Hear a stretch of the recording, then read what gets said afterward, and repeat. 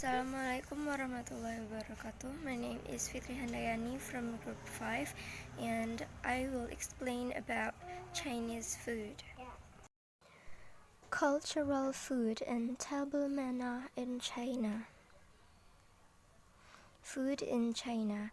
It consists type of courses, hot dishes, soup and congés, staple food and xiaoqi, features in Chinese food, and philosophical thinking in Chinese food culture. Type of courses. A Chinese meal is consisted of two parts: staple food, normally made of rice, noodles or steamed buns, and thigh, vegetable and meat dishes. This is different from Western meals, which take meat or animal protein as main dish. The primary eating utensils are chopsticks for solid foods and ceramic spoon for soups and congés. In a Chinese meal, everyone will have their own rice bowl. However, the accompanying dishes will be served in communal plates and shared by all people. Normally, the dishes are often eaten together with a mouthful of rice. Desserts are not main course in China. Instead, Chinese desserts are considered as snacks eaten between two meals. If desserts is served in the meal, they will be served during the course of meal with no firm distinction made. If served at the end of the meal, the dessert is normally fresh food. Cold dishes. Cold dishes are the first course in traditional Chinese banquet. Salt, sugar, chili powder, light soy sauce, vinegar, and sesame oil are often used to make cold dishes. Cold dishes attach great importance to the designing of the dish, which is the shape of the dish. Normally, cold dish can provoke people's appetite. Hot dishes. Hot dish is a concept comparing with cold dish. Normally, main course is also called hot dish. Cold dishes are normally cooked using techniques like stir frying, deep frying, liu, quick frying, hu, etc. Syrup and congés. Instead of adding milk or cream into the soup, Chinese soups are adding refined starches from corn to thickening the soups. There are also light soups which don't use starches. Soups are served following the hot dishes. Chinese people believe that soups are good for health. Congés. Congee is a kind of porridge or gruel, except for rice and other cereals. Meat, fish, and sometimes vegetables and flavorings are added into the congee. Congee is a good choice for breakfast. Congee is easy to digest, so it's a great choice of ill people and young infants. Staple food and xiaoqi. Staple food. Rice is the staple food in southern China. For southern China is the rice farming areas. People always eat steamed rice, while in northern China, which is a wheat farming area, people normally eat flour-based food like noodles, mantou, a kind of steamed buns, and dumplings. Xiaoqi. Xiaoqi are a kind of snacks. They are often sold in street stalls or small restaurants. Normally, one stall only sells one kind of snacks. Xiaoqi is kind of light meal and it's often self-contained and easily portable. Different regions have different xiaoqi. Features of Chinese food. In general, the Chinese food culture has the following features.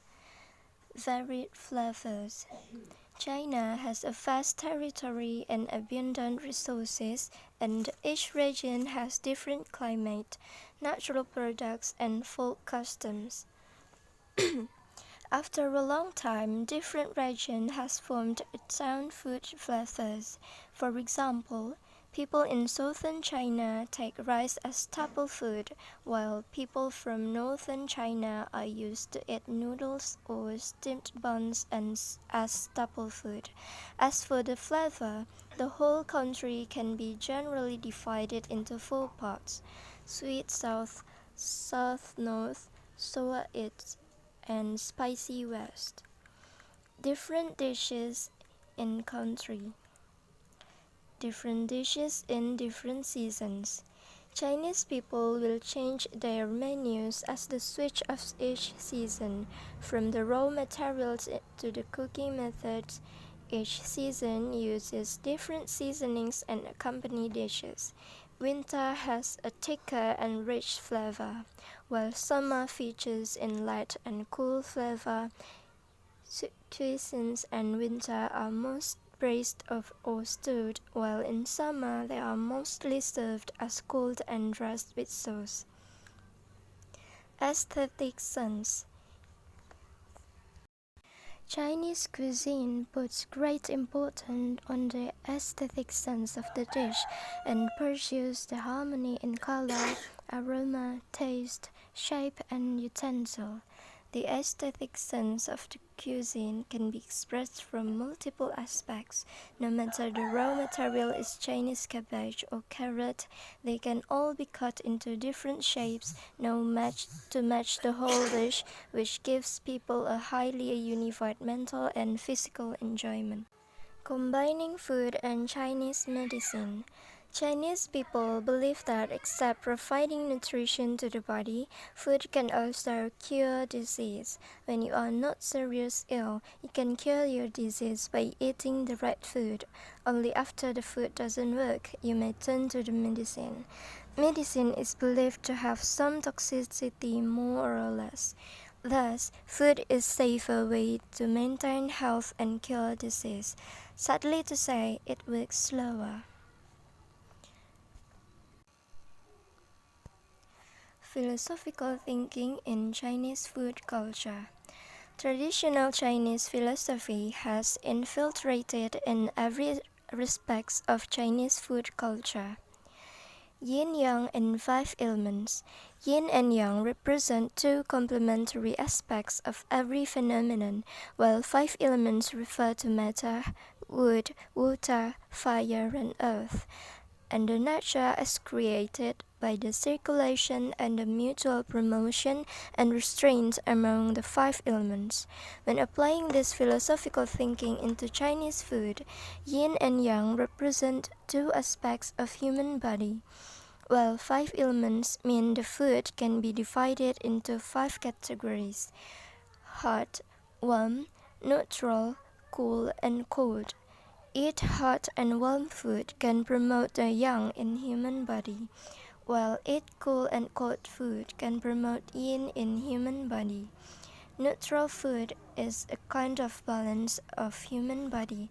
Only the yin and yang in human body keeps in a balanced level. People can maintain his health. And the next material, table manners in China, will be explained by my partner, Yesi Susanti. Hello, my name is Yesi Susanti. I am from Group 5, and now I will continue to explain the material is about table manners in China.